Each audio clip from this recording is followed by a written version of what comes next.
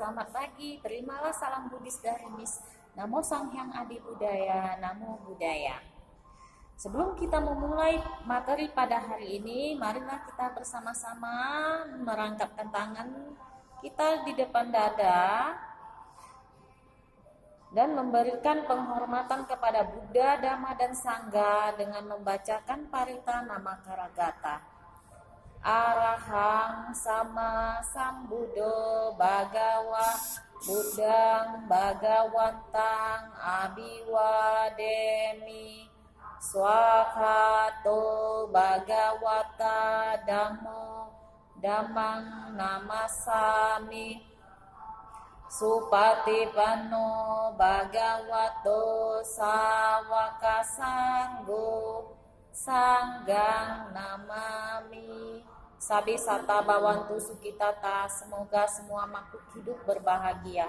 Sadu, sadu, sadu.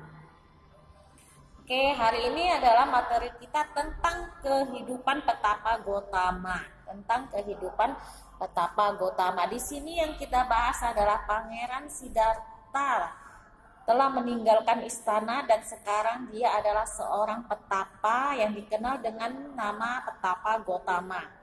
Jadi pada masa awal petapaannya, ya setelah masa awal petapaan sebelum memulai petapaannya, Pangeran Siddhartha kan meninggalkan istana, memotong rambutnya dan melepas pakaian kerajaannya. Disitulah dimulai kehidupannya sebagai seorang petapa. Pada saat menjadi seorang petapa, kehidupan Pangeran Siddhartha itu sangatlah sulit. Ya, dia tidak lagi hidup seperti di istana. Dia hidup di hutan. Ya, jadi makanannya juga tidak selezat di istana. Tempat tidurnya juga tidak seempuk tidur di istana. Nah, terus pelayan-pelayannya juga tidak ada lagi, jadi dia hidup seorang diri di hutan. Nah, jadi di sini ucapan dan perbuatan Petapa Gotama sungguh baik. Ya, suatu ketika Petapa Gotama itu akan pergi ke Raja Gaha. Ya. Pada waktu itu kerajaan Raja Gaha itu dipimpin oleh Raja Bimbisara. Ya, Raja Bimbisara melihat Petapa Gotama begitu anggun. Ya, begitu anggun. Jadi Raja Bimbisara mengutus para pengawalnya untuk mengikuti Petapa Gotama kemana ia pergi. Ternyata Petapa Gotama pergi ke Bukit Pandawa.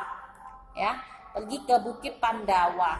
Jadi raja mendatanginya dan raja bertanya kepada Petapa Gotama, kenapa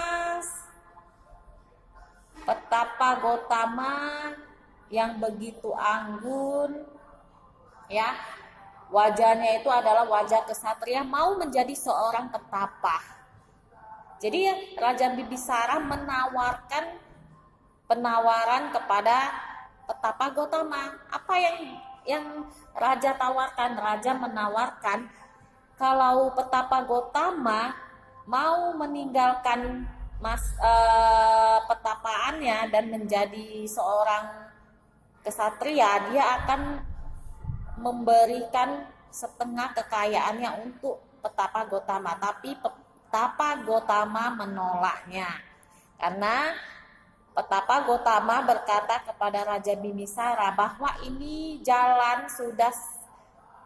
jalan inilah yang dia pilih menjadi seorang petapa dan dia tidak akan membatalkan niatnya menjadi petapa. Akhirnya Petapa Gotama meninggalkan Raja Bimbisara. Sebelum Petapa Gotama pergi, Raja Bimbisara mengatakan kepada Petapa Gotama, bila nanti Anda telah menjadi seorang Buddha, datanglah ke kerajaan saya untuk mengajarkan Dhamma. Jadi setelah itu pergilah Petapa Gotama melanjutkan perjalanannya. Setelah melanjutkan perjalanannya, dia bertemu dengan dua orang guru bijak Guru Petapa Gotama yang pertama itu bernama Alara Kalama. Dia berguru kepada Alara Kalama. Setelah itu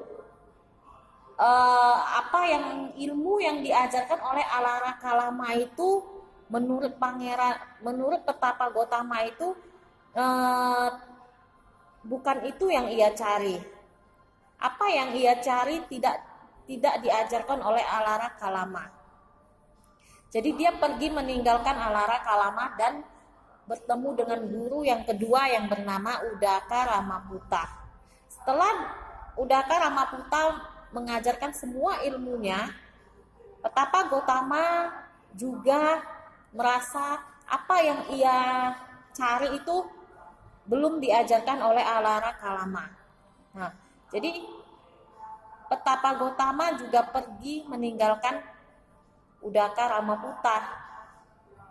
Nah, Udaka Ramaputta akhirnya ditinggalkan oleh Petapa Gotama dan Petapa Gotama pergi untuk menemukan apa yang ingin ia cari. Akhirnya Petapa Gotama meninggalkan kedua gurunya. Oke, sampai di sini masa awal petapaannya sebelum Petapa Gotama melakukan petapaan keras. Inilah masa awal petapaannya. Oke, sampai di sini dulu materi kita pada hari ini. Sebelum kita tutup pelajaran kita pada hari ini, marilah kita bersikap anjali dan menyanyikan lagu kita Namaskara.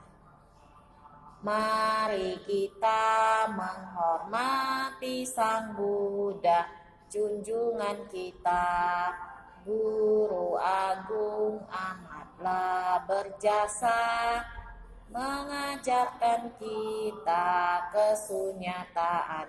Sabe sata bawantu sukitata, semoga semua makhluk hidup berbahagia. Sadu, sadu, sadu. Berdoa selesai. Oke anak Miss, bye-bye.